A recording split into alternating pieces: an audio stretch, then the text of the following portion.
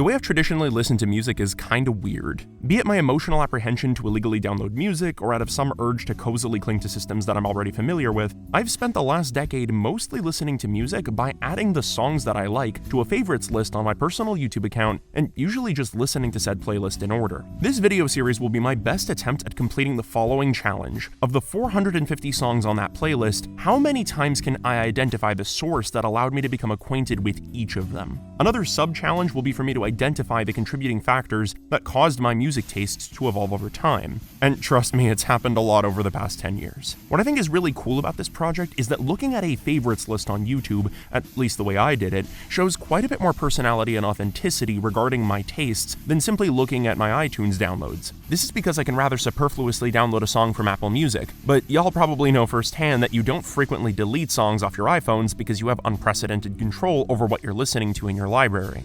That's why you find yourself typically skipping over so many songs if you throw your downloads on shuffle. For my favorites playlist, however, I would play it chronologically most of the time, and was thus motivated to straight up delete songs if I wasn't interested in listening to them or skipped over them too many times. This means that any song on this list is one that I at least at some point thought in my life was worthy of repeated listening. 3 caveats though, this system did in fact have some blind spots in tracking my music tastes, particularly when it comes to albums and my tastes past 2019. However, until we get to that point, I think that this list does do a pretty good job of tracking the singles I listen to for the greater part of my life, at least until 2019. Second caveat is that these songs on this list aren't in exactly the perfect order that I added them in. The reason for this is because this stupid app makes it so that touching a video on the playlist all the way to the left allows you to drag it, which sounds great until you're scrolling through your songs only to accidentally drag some of them around, and then you have to go back and remember where it was on your playlist, and God, this freaking UI sometimes. The ordering shouldn't be too egregiously off or anything, but I figured it's something I should mention. And caveat number 3, if there's anything to remember, it's this: do feel free to roast the bejesus out of me in the comments section. I have no pride when it comes to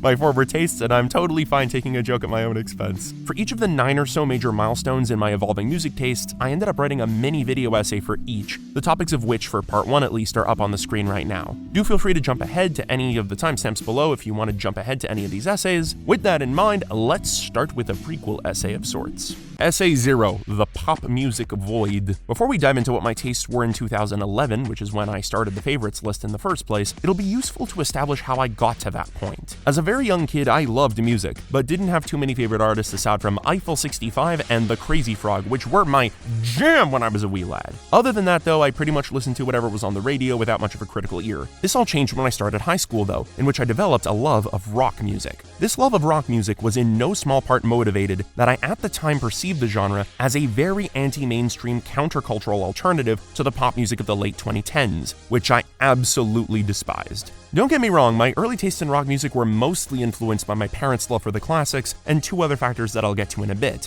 That said, I'd be remiss to note the fact that I perceived the pop music between 2007 and 2010 to absolutely blow chunks, and I actually still really hold true to that opinion to this day. I despised Bruno Mars's crooning vocals and lovey-dovey lyrics. I wasn't a fan of Timbaland's production style, which dominated the airwaves, and gagged at the very thought of Katy Perry. And then there's the Black Eyed Peas.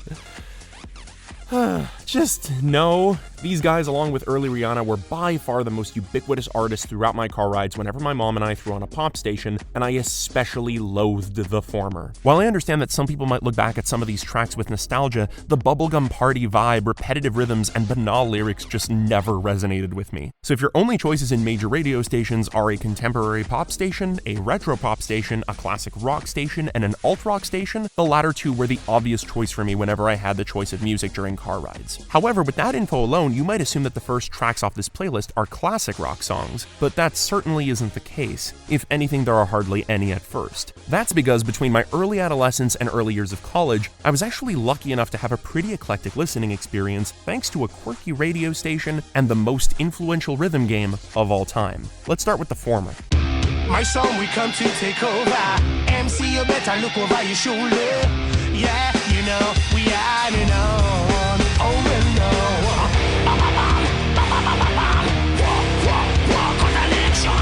What you just heard was the song Nobody from the band Skindred. While I've never actually heard these guys on the radio, their sound most accurately reflects those that I'd hear on my morning drives on 99.9 The Buzz. 99.9 touted itself as, quote, the rock alternative, which I always just took as a little jab at the expense of the classic rock stations. On The Buzz, you'd find music from the early 2000s onward, including lots of nu metal, heavy metal, but also folksy stuff, reggae, and even more experimental stuff like Tool. I love the fact that you never knew what you were going to get from The Buzz, and the always energetic morning show host, Pete Powers, always kept things entertaining. One of the more unique vibes to the station, though, was the shoddy, almost homemade feel to the whole setup. Despite having its headquarters stationed in Plattsburgh, 99.9 The Buzz is a radio station that to this day also broadcasts in Burlington, Ontario, and my home city of Montreal. This distance, in combination with what I assumed to be a radio tower held together with duct tape and bubblegum, meant that the audio quality was oftentimes fuzzy, especially when we would drive by electric lines. My dad joked that the station was called The Buzz because the sound would buzz so goddamn always. I would learn years later after I graduated high school that my dad actually hated listening to The Buzz in the morning because it turns out hearing Fred Durst screaming about breaking stuff in your ears is somewhat of a niche preference for morning listening. For 5 years, my dad never complained a single time.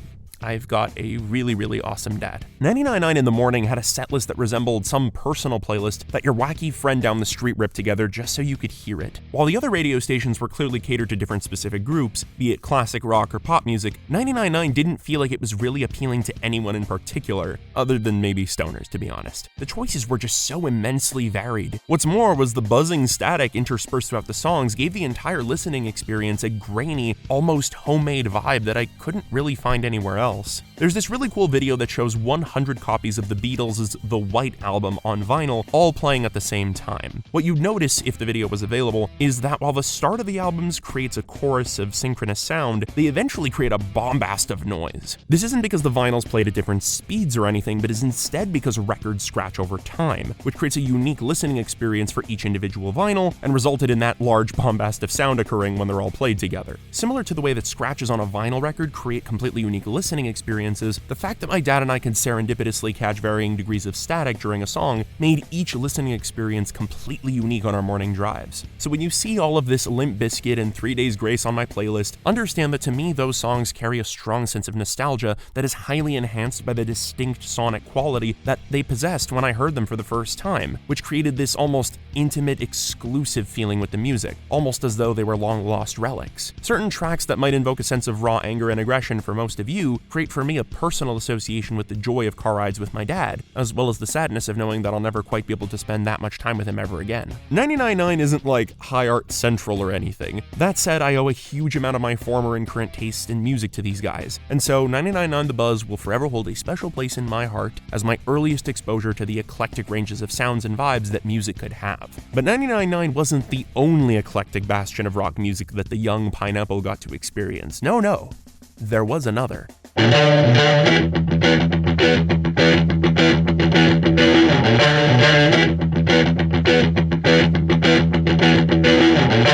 SA2, the best Guitar Hero games, aka the frickin' later ones. Controversial. If you're below the age of 30 and are a fan of rock music, then there's a strong possibility that you had your music taste in some way shaped by the set lists that were present in the various games from the Guitar Hero franchise. From 2005 to 2010, many young folks went over to their friends' houses with a plastic little clickety guitar in hand because they knew there was a chance they were going to have a throwdown to the beat of Welcome to the Jungle. I personally only got into the game starting the 4th iteration, which is called World Tour, which introduced the bass, vocals, and drums that were popularized by Rock Band. The drums in Guitar Hero are superior to those of Rock Band. Don't at me. Drums require cymbals. Controversial opinion, I know. One interesting problem that many people have with the later games is that the set list is apparently worse. I absolutely disagree with this sentiment, and I'm going to try to articulate where I think this misguided backlash comes from. Time for some numbers. In Guitar Hero 1, 7 of the 30 songs from the main game come out after the year 2000. In the sequel game, Guitar Hero 2, 7 of the 48 songs came out after 2000. Let's jump all the way to World Tour. In Guitar Hero World Tour, 37 of the 86 songs in the main game come from the post-2000s, close to 43%. And if we go all the way to Warriors of Rock, we rise to 43 out of 93, which is almost half of the songs. Now, don't get me wrong, the later games obviously had a greater pool of post-2000s rock to choose from. However, there's no doubt in my mind that the perception of the later games in the series as having diminished in quality is largely informed by the fact that the franchise moved away from its classic rock roots and tried to branch out into more contemporary music. What's messed up, to me at least, is that a ton of the music off the setlist is still classic rock, yet the extra variety in music genres nonetheless seem to tick people off upon release. Even critics claim that the approach was too scattershot, panning the game's setlist despite the fact that there were more available songs than the originals. I feel like the romanticizing of good old classic rock prevented people from enjoying some of the exceptional music in the newer iterations of Guitar Hero, as their desire for familiarity wasn't satiated. And that sucks, because the songs from World Tour and onwards are solely composed of master recordings, which greatly improves the auditory experiences compared to the older games. Warriors of Rock straight up lets you migrate most songs from all of the other games to boot, and so my buddy Marco's final setlist on his Xbox 360 had something stupid like 250 tracks for us to choose from. Anyways, I found what most people called a scattershot approach to the later game's setlist to be what I'd call a varied approach to setlist making. These games, along with 99.9 The Buzz, had a heavy influence on my music taste, as you'll be able to see from the first tracks off this playlist. Speaking of which, before I finally dive into this playlist, I wanted to address that we're actually not going over a collection of songs, but rather a collection of videos, and that's interesting for a few reasons. If you wanted to find music on YouTube in its early era, you'd often have to resort to finding fan-made lyric videos, since Viva wasn't really mainstream yet and most artists weren't uploading their stuff to the net yet. Looking back at these lyric videos is a nostalgia trip nowadays, because it was a small miracle if the creators even got half of the lyrics right in the first place. Back then, you didn't have Genius to help you come up with the lyrics themselves, so you just had to listen very carefully. In some of these older videos, you'd straight up have the title of the song or artist misspelled, sometimes the video would fail to even accredit the artist in question,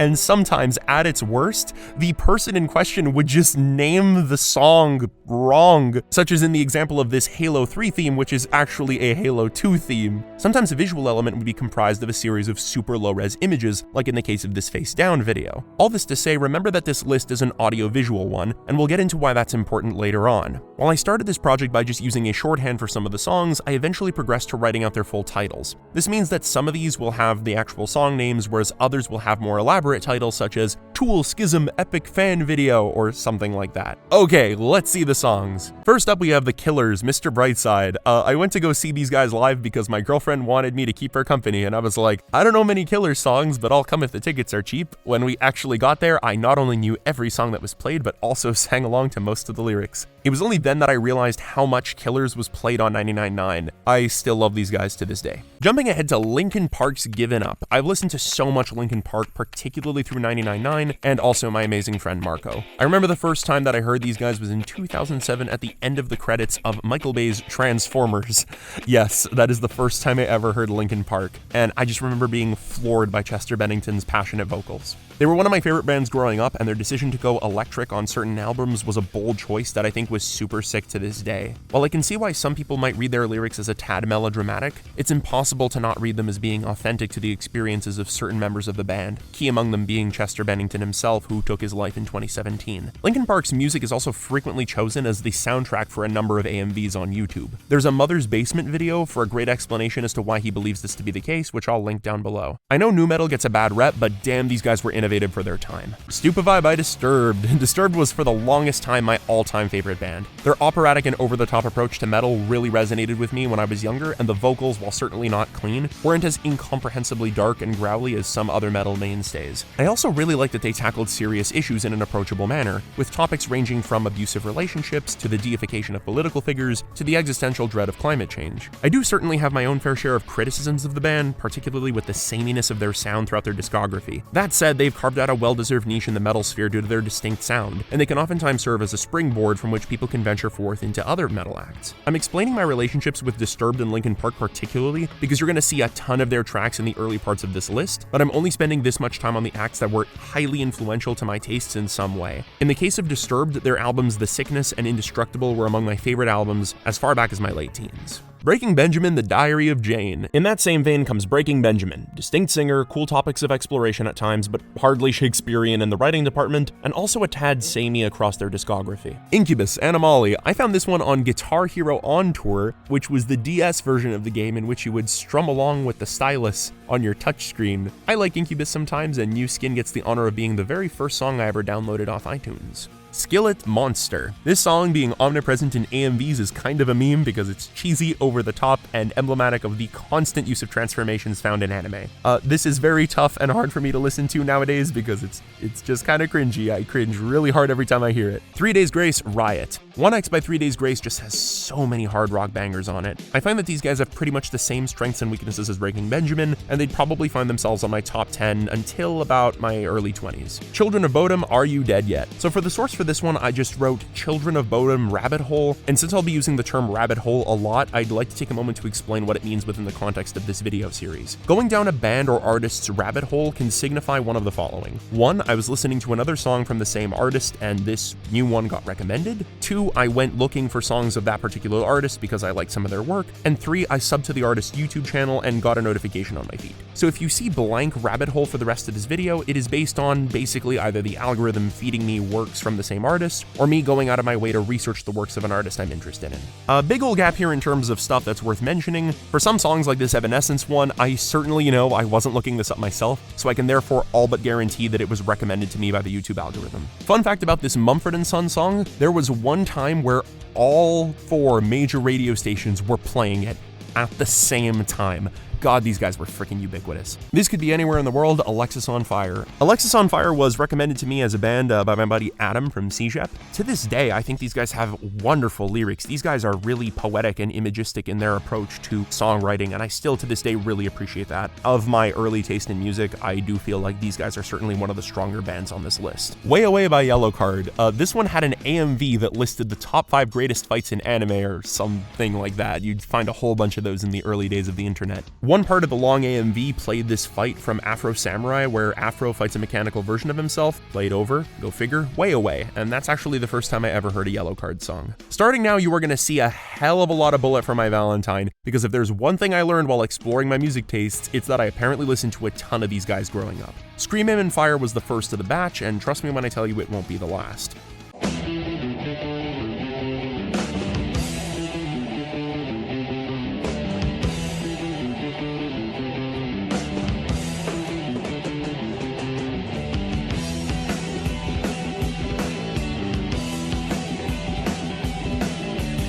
Time for a little mini essay here about metal and what it means for something to be metal. See, when I was getting into the genre, there was a huge debate over whether or not Bullet for My Valentine was even considered a metal artist. God, those were simpler times.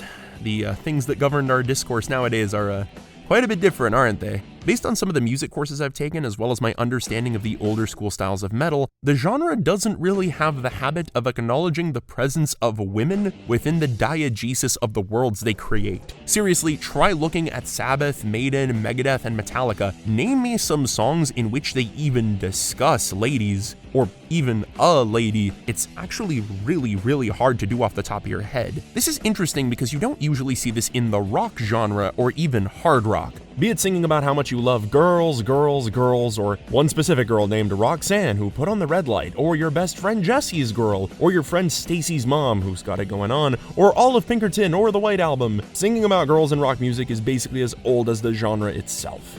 Cue Bullet for My Valentine, which caused some contradictory sentiments for people. The band clearly has instrumentation that resembles their metal band counterparts, and even has some rough vocals at time, but they're also talking about goils. Bands like Disturbed never get their metal cards checked just because they aren't screaming all the damn time. So the questioning never really came down to the vocal style either. It really does come down to the fact that the lyrical content of metal doesn't typically discuss women, but rock music does. Perceptions of which artists do or don't belong to a particular genre are typically decided by instrumentation, and that's what I find to be so interesting about the case of Bullet for My Valentine. The way that public perception of lyrical content can also shape that which is to be expected of a genre of music. Another interesting thing about Bullet is that even though I find that their music can be kinda samey, which is a similar gripe I've had with a lot of bands I enjoyed in my youth, these guys are still one of the bands that I regularly listen to this day. To be frank, I'm still not 100% certain why that's the case. My current hypothesis is that the music is always at a 10 on the energy level, the lyrics don't come across as quite as melodramatic as the aforementioned bands, and the vocals, guitar, and drums are usually really solid.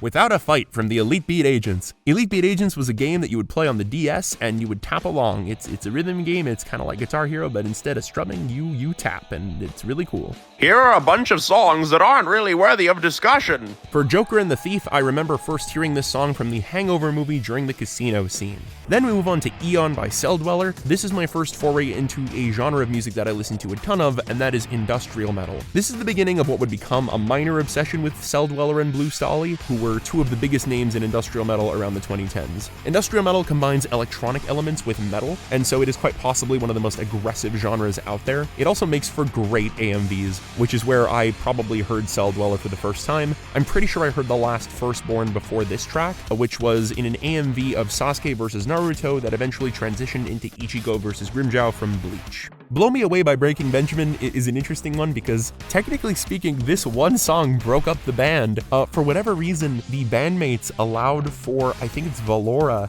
to have a feature on this song, and they never told the lead singer, and the lead singer was just like, fuck you guys, and just kicked them all out of the band, and continued from there.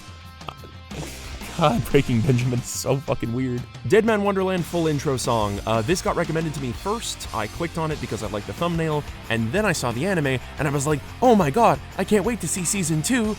And then I cried, because there's no season 2. Okay, hold on, stop. Something is missing here.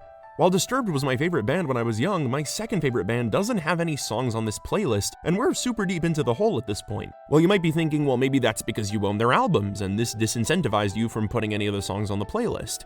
Nah, not at all. The albums that I owned at that time in my life that were worthy of mention are Rage Against the Machine's Self-Titled and Battle of Los Angeles, since they're the angstiest things ever and I was a teenager, American Idiot, which was my first foray into a concept album, Tool's 10,000 Days, which was my first foray into experimental rock, and Hypnotized by System of a Down, which was my first foray into fucking awesome music, yes! But yeah, along with those and the aforementioned Disturbed albums, I didn't own much else at the time.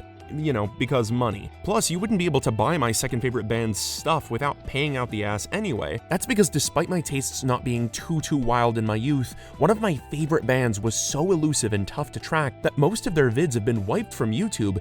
Heck, none of their work was even available on Apple Music until rather recently. And this is all despite the fact that many of you watching this video have probably heard at least one of their songs. So, who is this elusive band? Wrong answers only in the comments below. We'll have to get to that in a future video because this video is getting really lengthy as it is, and my girlfriend needs a break from all this editing. And so I think this is a great place to stop because next video, one of the things I'll be discussing is how my love for anime somehow got me into Christian rock. But furthermore, next time we see each other, you'll also start seeing a genre of music that hasn't been present at all on this list. And it's a genre that I came to love so much that I chose to dedicate my life to teaching college students about it. Yes, my fruity friends will finally be seeing the tracks that first got me into hip-hop. So yeah, hit all the buttons below if you want to see the next videos in the series when they come out. This video was like a ton of fun to make, and I'm excited to show you all so much more in the next like 2, 3, or even 4 videos. It's probably gonna take 4 given how lengthy this script ended up being. And hey, thanks for watching, and yeah, peace. Bye.